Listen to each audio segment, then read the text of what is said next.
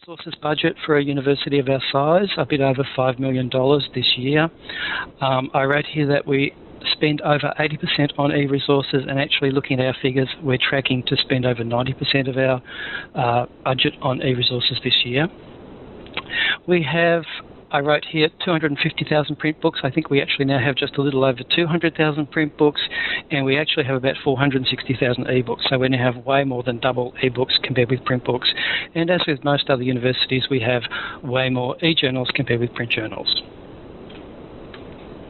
We've actually been moving towards Alma since our library system tender, which was put out in late 2008, early 2009.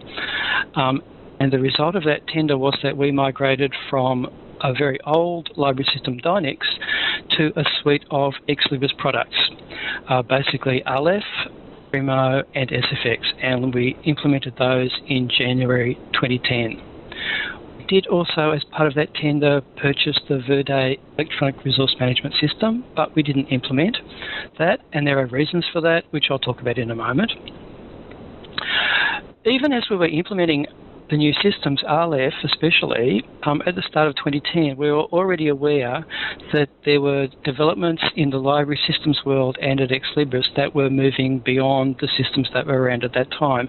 And we implemented Aleph kind of expecting that we wouldn't have it for very long. And in fact, not long after we implemented Aleph, we signed up as a member of the Alma Regional Collaborative Development grouping in Australia and New Zealand. And in a sense, we kind of started to move away from Aleph almost as soon as we went live, and I'll talk about that in a moment too. The Alma Australia-New Zealand Regional Collaboration was something that Ex Libris set up amongst libraries in our region. They had been developing Alma as their new library system using some reference sites in North America and in Europe, but they, I think, very sensibly realised that libraries in a different region would have different requirements and also a different perspective.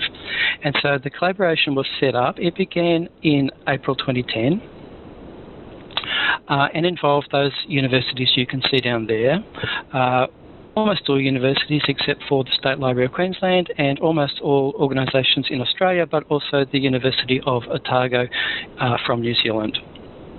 What happened through the regional collaboration was that we got to work with the Ex Libris developers in the early stages of their new system. So Ex Libris had in mind a new system that would move beyond just managing physical resources to also having a system that would allow us to better manage electronic resources as well. And they came out with what they called partner releases. So they'd basically have like a mock-up of the system as they had developed it up to that stage. They would present that at a meeting of the collaborative partners. We'd get to give feedback. They would go away and do some more work on that and then come back 3 months or so later and present the next partner release. And so through the series of meetings through 2010, 2011 into 2012, it was an iterative process so that as we were giving feedback, Ex Libris would develop the system based on that feedback and then present the development back to us so we could add further comment. Those meetings continued until there was a final meeting of the regional collaboration in Adelaide in October 2012. The regional collaboration requirements that the group came up with were the ones you can see there, and they are somewhat related to specific requirements for Australia, New Zealand, but other things are more general requirements that other libraries in North America and Europe hadn't come up with, but that libraries in Australia thought were important. So you can see there specific Australian ones, such as uploading to Libraries Australia, support for GST, support for course statistics, but also some more general ones, such as support for accrual accounting and exporting blocks to student systems.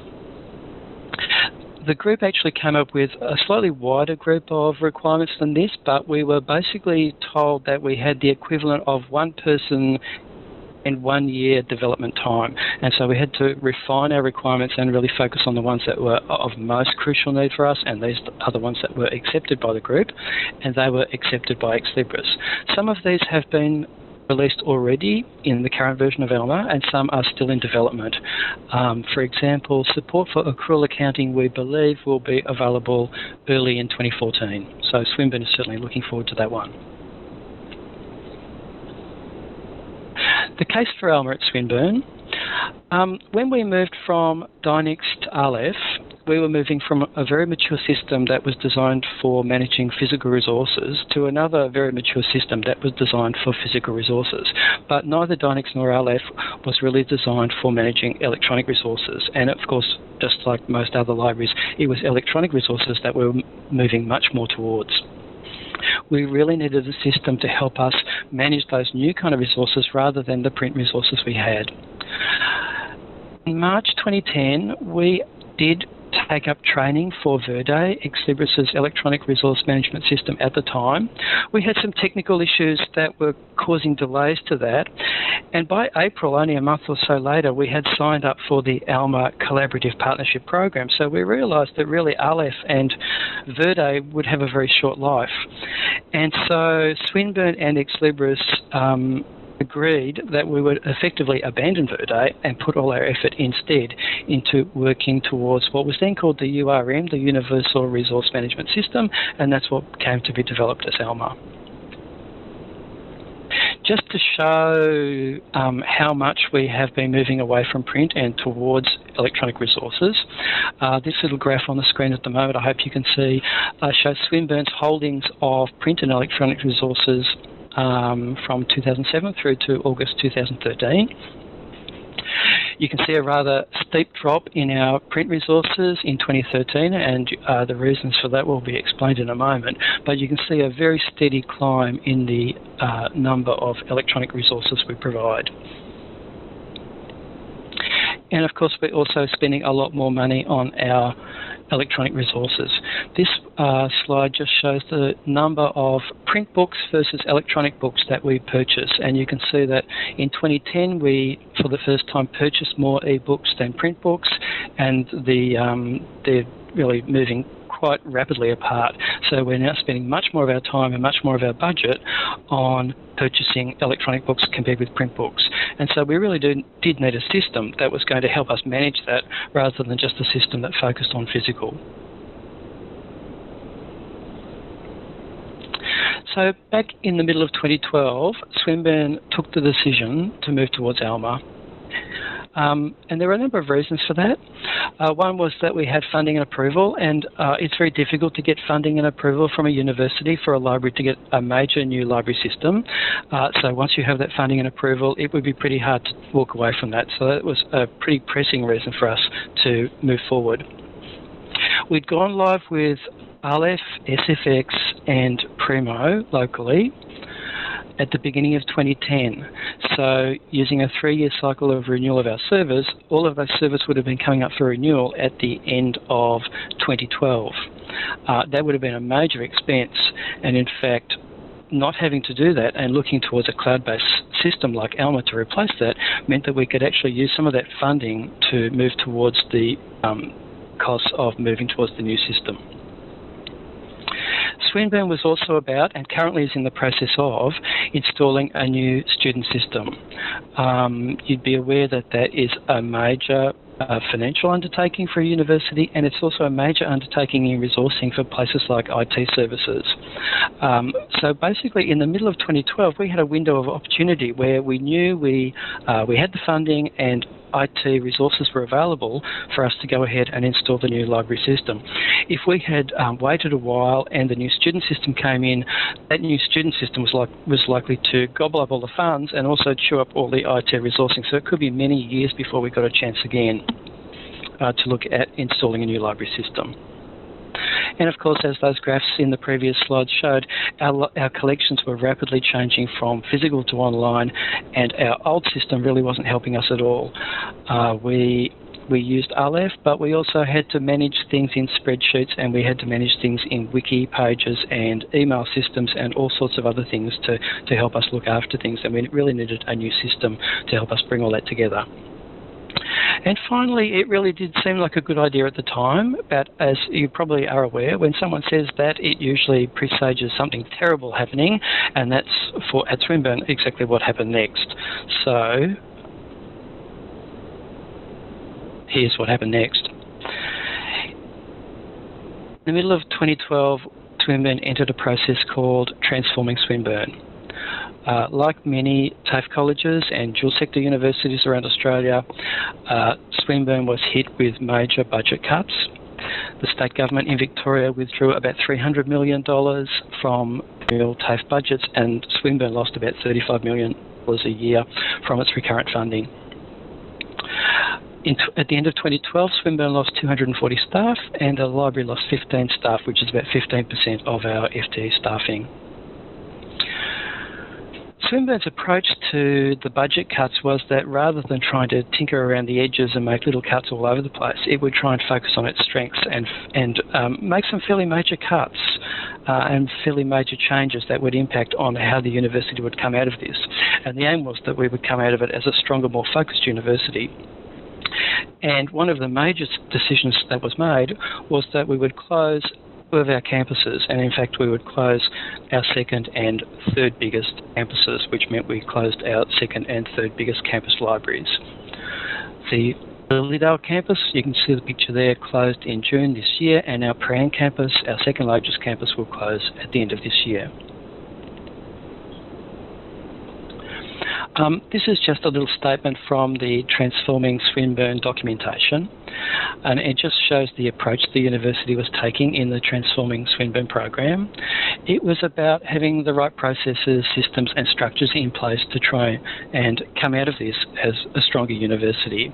It was all about focusing on design and focusing on aligning and streamlining process. And you can see how moving to a new library system like Alma, which is all about streamlining workflows and processes, especially with acquiring electronic resources, that fitted right in with the Transforming Swinburne program. When things were very difficult, you know, people sometimes look back and think, was it right that we kept going with Alma when there were all these other major changes happening at the same time? And I think at the end of it, we always come to the conclusion that really we had no choice but to keep going, even though it was very difficult. It just seemed like the right thing to do. As part of the Transforming Swinburne program, the library had a major project called Transforming Collections. We were going to be moving from 5 campus libraries to 3 campus libraries, which involved closing our second and third largest libraries.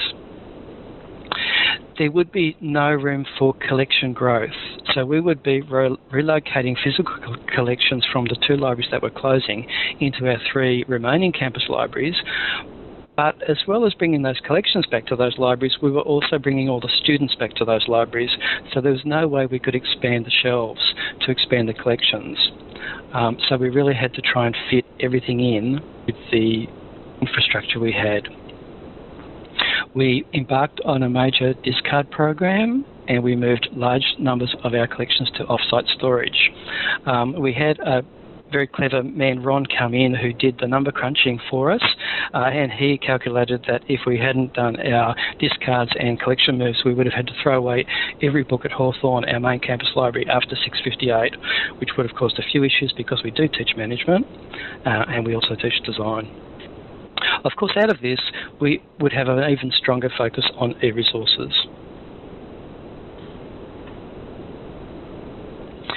So let's pretend we're back in June 2012. What we did next, we had Aleph, SFX and Primo in-house running on servers at Swinburne. We decided that we would implement Alma, which would involve migrating Aleph and SFX to Alma. People often think of Alma replacing the core library system, so Alma replacing Aleph or Alma replacing Voyager, but Aleph does also replace SFX.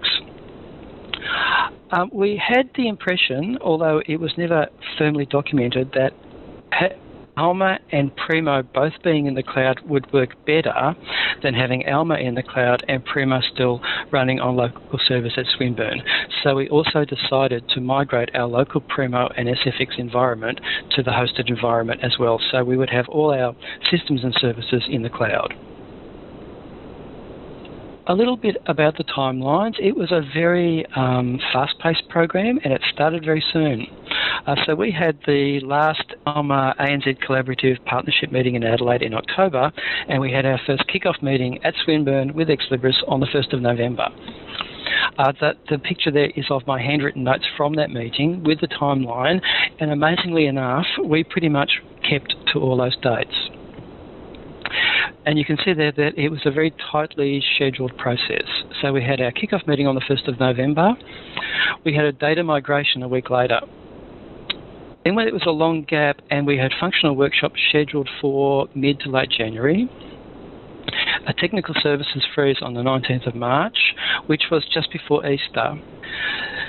So we closed down technical services. About a week or so later, we put Primo into read-only mode. A couple of weeks after that, we froze circulation. We all went home for Easter, and we came back, and 2 days after we came back, Alma came up.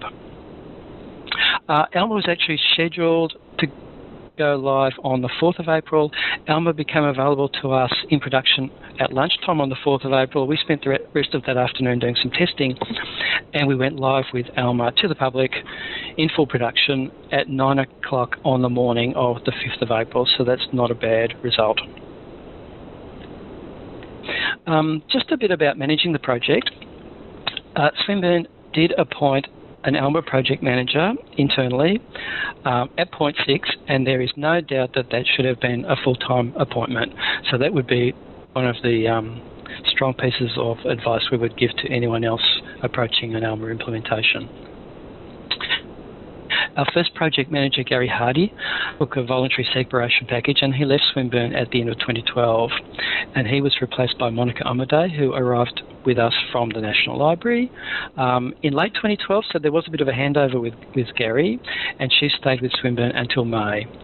The project was still ongoing for a little while after May, so I became the final project manager, and I got to wrap up the project. As well as the Swinburne project manager, we had a project manager from Ex Libris, and that was Melanie Fitter, and there's a picture of Melanie there. Melanie had recently relocated from the Ex Libris UK office to Adelaide, and she had done some work with an Alma implementation at the University of East London. So it was good that our first project manager from Ex Libris did have some experience with implementing Alma. How we managed the project in-house was at 2 levels, and at a high level we had a project board. I checked the minutes, and this board actually began meeting in June 2012 and ran until June 2013. It was led by the library director and our Alma project manager, and it also had representatives as a manager from Swinburne IT Services and a person representing Ex Libris. I was there initially as a staff representative. It's probably a good idea that that happened, because I am actually the only person that attended every meeting of the project board from the start to the end, because most of the other people seemed to leave at some point along the way. We changed library directors, we changed project managers, the representative from ITS changed, and our Ex Libris representative also changed. So it was good to have at least one person who had some knowledge of the process right along the way. One of the things we learned is that we should have had more technical expertise on the project board, especially as we were approaching Go Live. It was set up as a high-level management group, and that worked in the early stages, but as we went along we struck issues where we really needed people who understood some of the issues. Some of the changes that happened accidentally actually helped us, in that in the early stages the Ex Libris representative was Julie Wright. Julie left in early 2013, and she was replaced on the project board by Melanie Fitter, and of course Melanie had much better technical expertise than Julie had, because Melanie was working with us day to day on the project. So she arrived at the right time. But we did bring on board our systems librarian, who had the technical expertise that the IT manager really didn't have. So that was a good thing too, but we should have done that earlier. As well as the project board, we had a project team, and this was a much larger group that met much more frequently. In fact, it was meeting at least weekly through most of the project through 2013. We had members from all the functional areas, and we had, I think, about 15 people through most of the meetings. We had people like the cataloguer, the acquisitions librarian, the serials librarian, the circulation librarian. We had members from library system support.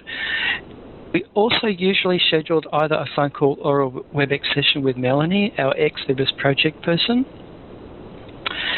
It was good to have a range of input into the group because we often found that we needed to make some very fast decisions. And in retrospect, we should have made sure that we had a manager there from all the functional areas who actually had the authority to make a decision there on the spot.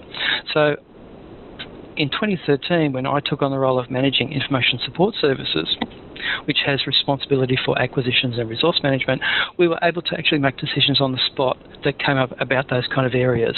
But for example, in fulfillment, we sometimes didn't have the right managers there, and we'd have to take decisions away to be decided offline, and that could delay things. So if we were doing this again, we would make sure that we had a manager there from all the functional areas who was authorised to make a decision if need be. Because with such a tight timeline, we really just needed to keep things cracking along, and if something had to be taken offline, it would delay it by at least a week and sometimes longer. So if you've been through a big system migration, you'll know that you're doing things like filling in massive spreadsheets of all your configuration settings and all your migration parameters, and you're doing this long before you receive your first training session, and so you don't really know what's going on. And we found ourselves in that situation again with our migration from Aleph to Alma. We did watch some recorded webinars that ex-Libris had prepared, and we did not find them terribly useful. And we did read the documentation, and we understood parts of it, but we really knew that our knowledge was not really up to completing those spreadsheets correctly. The first kickoff meeting was where we brought that spreadsheet, and we did get to have some discussion with Melanie about some of the decisions that we were making there, and we tried to ask questions so that we could get a better understanding so that we knew we were making the right decisions. The kickoff meeting was on a Thursday, so we could ask some questions in, find out a bit more, work out which bits we thought we needed to find more about to make the right decision, but we had to finalise that by the following Monday, so we really only had one day to get together, make any changes, get it back to ex-Libris, and then that would be the basis of our initial migration and our installation on our first Alma system. So that was a really rushed process, and we've fed back to ex-Libris that we really needed to have more knowledge before that happened. And maybe a bit longer after the kickoff meeting to actually get together, ask questions, and work out what we really wanted to do. Ex-Libris did take away that spreadsheet and then went to work on our configurations and planning for our first migration. And in the meantime, there was some hands-on training that was done together with RMIT, who were going live about a month after Swinburne. We fed this back to ex-Libris. We found the hands-on training with RMIT not to be particularly useful. It was based on very granular tasks in a generic sandbox environment. It was very bitsy. It was, I don't know if you've been on training where you do a task and they say, oh, but in real life you would never do it like this. And there was lots of things like that. And so I came away from that training in some ways feeling more confused than before I had gone in. You know, it really did seem to us that seeing as Alma is based on workflows, you would train people in using Alma on workflows, not in little disjointed components of the system. So we found that that was not terribly helpful. While we were doing that, ex-Libris were busy setting up our first migration. Any libraries in this region will go live on Alma in the Asia Pacific Data Centre, which is located in Singapore, but the Singapore Data Centre wasn't ready at the time of our first migration. So we were installed temporarily into the European Data Centre in Amsterdam, and that was delivered on the 23rd of November. This was our initial migration, and we got some things right, but we also got quite a few things wrong. When we identified the things we had got wrong in our migration, we worked with ex-Libris to work out how they should be resolved, but they wouldn't actually be resolved until our final migration. So we were kind of taking a lot on faith that they actually would be fixed and we would actually get it right on the final migration that would happen just shortly before we went live. Also, because we'd got some of our configuration settings wrong, some of those things had not been set up properly. And while some of them could be changed, because of the way the migration had happened, some of those could not be fixed either until the final migration. So in some ways we were working on a system that was partially working but partially not working. Also, this was not just a test system. This was going to be our production system, so that if we made configuration changes on this system, they would be the settings that would be retained until we went live. We had a system, but we knew there were problems, and we were very confused by the training, and we didn't really know how to use it. And so that was delivered to us on the 23rd of November, and we didn't get any more training until middle to late January, and we have fed back to Ex Libris that really was way too long a time to be left just mucking around in a system that we didn't understand. It would have been good to give us a couple of weeks with our migrated system to identify problems, maybe have a bit of a dabble, get some questions together, and then have some training. But to go for basically 2 months until we were trained really has caused us a lot of frustration. So we fed that back to Ex Libris, and hopefully for future customers there won't be such a big gap between the first migration and your hands-on training. So we had the on-site functional workshop scheduled for 4 days over mid to late January. We understand that normally these would be scheduled for 4 days in a row, but because we were being trained with RMIT, they could schedule that for 2 days one week and 2 days in the following week, which actually worked out a bit better. Because of the long gap and because we were feeling very frustrated and very confused, we also asked for some additional WebEx sessions preceding the hands-on functional workshops, and that helped us to come up to speed better so that we were better prepared for the hands-on training. We did sort out some of the mistakes from our first migration, but again we had to wait for the final migration to actually see the results of that and make sure and to confirm that they had in fact been fixed. Given that we had complained that the training back in November was very disjointed and what we really wanted was to be trained in Alma workflows, we brought along examples and scenarios to these functional workshops, and we asked Melanie to demonstrate to us entire workflows. And this was useful for a couple of reasons. One, it identified where there were configuration or setup problems that were causing things not to work properly, and two, it gave us a much better understanding of how Alma was meant to work. So I think after those functional workshops we were feeling more confident, and we just wish they'd happened earlier. One of the most complicated parts of setting up Alma, and something we would advise people to spend a lot of time planning for, is the terms of use. And these are basically the business rules that control what Alma calls fulfillment, or what most of us would think of as circulation. We had done a lot of simplification of our loans rules when we migrated from Dynex to Aleph in 2010, but we needed to do a way more simplification to move from Aleph to Alma. Alma loan rules are based around physical locations, which Alma calls fulfillment units, and there is a limit of 5, which means that we basically had 5 clumps of rules about how we could loan things. We did find that our business rules about loan conditions were not necessarily tied to our locations, and we have done a lot of work in trying to streamline that and to ensure that items stored at the same location circulate according to the same rules, but we still do have some exceptions.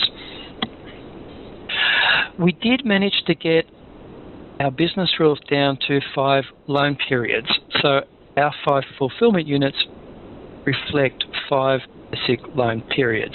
So, we might have a standard loan of 2 weeks for students and 4 weeks for staff, and then we might have a short loan of 7 days and another loan of 4 hours, and so on for different categories of items. However, we did have a fairly large number of exceptions, especially for equipment, and Swinburne does loan a lot of different categories of equipment. The reason we had to have so many exceptions was that although we had different categories of items that might have the same loan period, they had different rules applying for things like fines or grace periods and all those kinds of things. And so because of that, we had to set up exceptions for those, and they make the management of that much more complicated in Alma. So our advice to people planning on moving to Alma is to start much earlier than we did, and to do some planning on simplification. So we simplified as much as we could, and we're still in the process of simplifying now. One of the best things we did, and this was Monica Omaday's idea, is that we set up a jira to record and track and manage all our problems. Some of you might be familiar with Jira, which is a web-based software system for managing and tracking software issues. Swinburne ITS does have an enterprise version of Jira, but we wanted to set up a specialised version of Jira that we could set up to specifically handle the issues we were tracking with Alma through our project. And if we'd used the ITS version, we would have had to use the basic one that they had. So what we decided to do was to subscribe to our own separate version of Jira. It's very modestly priced. I think we pay about $50 a month. Monica had some expertise in setting up Jira, so she was able to do that for us. And another reason we wanted to have our own separate Alma Jira is that if we had used the ITS Jira, we would have been restricted to only allowing access to Swinburne staff. And we wanted Melanie from Ex Libris to also have access to our Jira so that she could come in, look at our issues, and help us resolve the problems through there. And so by using a separate Alma Jira, we were able to give an account to Melanie so that she could come in and track the problems. Going back to when we implemented Aleph, we did that all through wiki pages and email messages, and with such a huge project, that can get out of control very, very easily. And the Jira was a way that we could track all the problems all in one place. We did create an Alma library email list internally that emailed all the Alma project team plus Melanie from Ex Libris, and we also connected that to the Jira, so that if someone went in and created a new problem in Jira, the Jira would email the details of that problem to all the people on the Alma list. So all the people on the Alma team internally, plus Melanie and Ex Libris, would get an email telling them about this new problem. And you could look at that email and know, I need to go and look at that issue because it's an issue that concerns an area that I'm concerned with, or that's an issue that I'm not really concerned with, so I don't really need to go and look at that. The issues in Jira can have watches, so that people then are aware of developments as they happen. We would typically lodge a problem in the Jira. Sometimes we would assign the problem to someone internally, say someone in our library system support unit to take some action. Sometimes we would assign that to Melanie, and we might ask the question about whether we thought this was a bug or something she could change in configuration. We often found that Melanie could do something in configuration to resolve a problem, in which case she would go in, make the change in Alma, go back into Jira, lodge an update to say that she'd done that and ask us to test it. We could test that, and then if that resolved the problem, we would close the problem. Sometimes she'd come back and, of course, and she'd say, that sounds like a bug. You should raise a support incident with Ex Libris support, so we would do that. And we would then track the support incident number from Pivotal, as we were using back then, or Salesforce, as we're using now, into the Jira. So we'd have a reference between the Salesforce Ex Libris record of the incident and our own local record of the incident. Approaching Go Live, we were getting really, really, really busy. We were still testing and resolving problems. We were still finalising configuration changes right up to the freeze. We were planning for freeze dates. So as you'd know, if you've done a migration, you have to plan for the last date when you'll stop cataloguing, the last date when you'll start receiving items in acquisitions, the days when you stop doing your SFX updates and those kinds of things. We also had to plan for some manual tasks because there were some things, at least at the time we migrated, that could not be migrated, and we had to plan to do those after migration. And an extra step that we had to do that nobody else will have to worry about is that we had to do a final migration of our Alma system from Amsterdam to Singapore with some additional testing there as well. Along the way, we got so tangled up with a lot of our issues that some problems that perhaps we should have kept abreast of earlier really got forgotten about, I think, and until we got quite close to go live and we realised we had to suddenly take some action. And printing and getting the self-check machines working were a couple of those aspects. So we just like to flag those for other people who are planning on moving to Alma. Swinburne has a very odd selection of very old self-check machines, and it was a lot of work to get them all working. We did get them working, but because of problems and time constraints, we had to employ an external contractor who worked on that. And he also worked on getting our printing working. You might have heard that Alma does not natively print. So if you want to do things like spine label printing, receipt printing, printing slips for transits and that kind of thing, you will have to implement a third-party solution. And we implemented the third-party solution that was recommended by ANZREG, which is called NAMTARC. And we also did some additional configuration work with our Outlook email system that was recommended by Swinburne ITS. So that was all got working, but there was quite a lot of work, and we had to get a lot of support actually from other Alma customers, because this is one area where ANZREG really didn't provide us with a huge amount of support. Planning for the end of RLF, and one thing you might plan is that the last journal you receive into your old system is something more scholarly than we managed, but we did receive wheels on the last afternoon of the last day before the technical services freeze.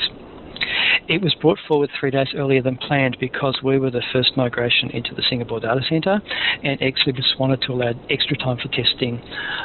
So we agreed to that, but we called in a couple of favours in return. Primo was put into read-only mode on the Thursday before Easter, about, 8 days later, which means that people could continue searching Primo over Easter, but they would not be able to do things like renew their loans or place holds and those kind of patron functions. Technically, RLF circulation was scheduled to close at lunchtime on Easter Tuesday. Our libraries are open on Easter Tuesday, but it is a Swinburne holiday, so IT staff and most of the library staff would not be here. So I'm trying to think back. I think we might have actually closed circulation on the Thursday before Easter, and we ran offline circulation over Easter until we came up live on Alma on the 4th of April.